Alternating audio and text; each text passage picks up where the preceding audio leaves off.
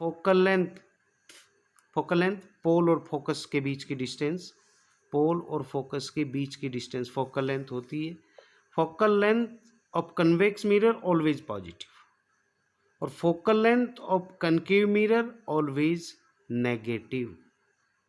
Okay, now we will discuss relation between radius of curvature and focal length। relation between radius of curvature and focal length, इस पे आप थोड़ा सा ध्यान देंगे, मैथमेटिकली है।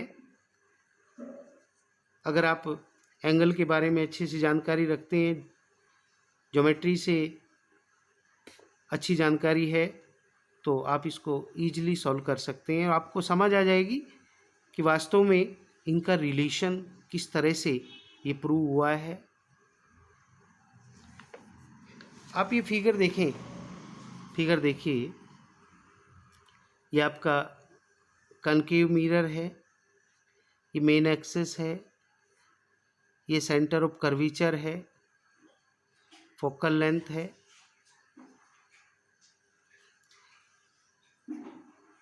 एक रे आई है, ये इंसिडेंट रे ए और बी, रिफ्लेक्शन के बाद ये फोकस से होकर के चली गई। फोकस से क्यों गई है? फोकस से इसलिए गई है क्योंकि ये रे मेन एक्सिस के पैरेलल आई थी, और मेन एक्सिस के पैरेलल आने वाली रेज रिफ्लेक्शन के बाद या रिफ्लेक्ट होने के बाद फोकस से ही पास होती है। तो आप देखें, ये इंसिडेंट रे, ये रिफ्लेक्टेड रे। तो हमने एक नॉर्मल ड्रा कर दिया यहाँ से, जो सी को ज्वाइन करता है। तो आप समझ सकते हैं कि इंसिडेंट रे और नॉर्मल के बीच जो एंगल फॉर्म हुआ है वो एंगल आई है। नॉर्मल और रिफ्लेक्टेड रे के बीच जो एंगल फॉर्म हुआ है वो एंगल आर है। और आप पहले से ही जानते हैं, angle I is equal to angle R according law of reflection. तो आप यहाँ देखें, angle A B C, angle A B C I is equal to angle F B C means R. we say that angle I is equal to angle R. Okay, angle ABC is equal to angle FBC.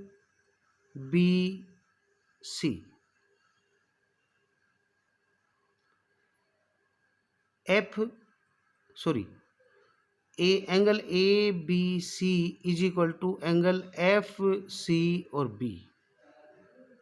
Both are equal because these angles are alternate interior angles। और जैसा कि आप जानते हैं, alternate interior angle आपस में बराबर होते हैं। F B C, F B और C is equal to F C और बी। आप देखिए, एक ट्राइंगल में देख लीजिए, बी एफ सी एक ट्राइंगल है। आपने जाना angle I is equal to angle R, angle C is equal to angle I. क्यों? अल्टरनेट इंटीरियर एंगल हैं, क्योंकि ए बी और main axis both are parallel to each other, दोनों एक दूसरे के पैरेलल हैं, इसलिए ये एंगल इस एंगल के बराबर। और जब ये आई और आर बराबर हैं और आई और सी बराबर हैं, तो आर और ये सी आपस में बराबर हो गए।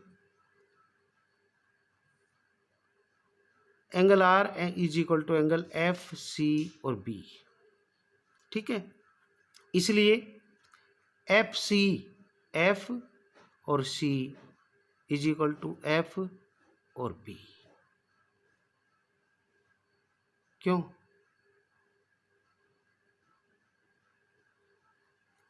Now if the aperture of the concave mirror is small, अगर इस अपर्चर को छोटा कर दें या हम इस इंसिडेंट रे को इसके बिल्कुल नज़दीक मेन एक्सिस के बिल्कुल पैरेलल लेकर के नज़दीक लेकर के यहाँ जाएं,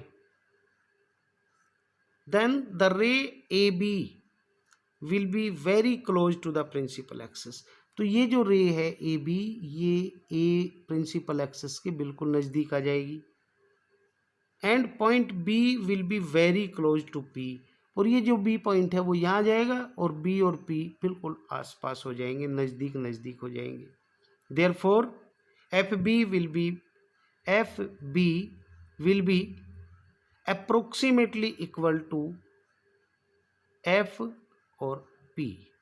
एफ बी और एफ पी लगभग बराबर हो जाएंगे, इसलिए एफ सी एफ और C is equal to F और P. Okay, F P plus F C is equal to R. आप देखें, अगर आप इसको बॉल को पूरा करेंगे तो ये सेंटर होगा, और सेंटर ऑफ कर्वेचर और ये पोल, इनके बीच की डिस्टेंस आर से डिनोट करते हैं, रेडियस ऑफ कर्वेचर कहलाती है। तो F P plus F P, क्योंकि ये दोनों आपस में बराबर हो गए, इसलिए हम इनको एफ पी और एफ सी को F P plus F P लिख दें। F P plus F P is equal to R, और 2fp is equal to R, और F P is equal to R by 2। और एफ पी को आप क्या लिख सकते हैं, focal length is equal to R by 2। Means जो फोकल लेंथ है वो रेडियस ऑफ कर्वेचर की आधी होती है, हाफ है। ओके, समझ आ गई बात।